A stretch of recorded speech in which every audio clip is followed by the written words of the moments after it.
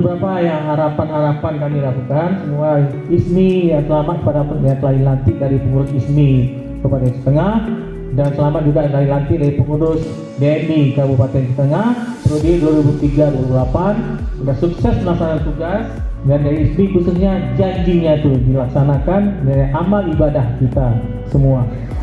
Amin ya rabbal alamin. Jadi mudah-mudahan organisasi ini dapat berkembang dengan besar, dapat memberikan kontribusi kepada daerah. Akhirnya hari sekalian, kami ucapkan selamat sekali lagi kepada pengurus Ikatan Sindikat Muslim Indonesia Organisasi Daerah Aceh Tengah periode 2003-2008 yang dilantik, dan pengurus daripada Dewan Masjid Indonesia Kabupaten Aceh Tengah periode 2003-2008 yang barusan dilantik juga. Dan kita terima kasih atas pengabdian dan jasa-jasa dan persaudaraan nantinya.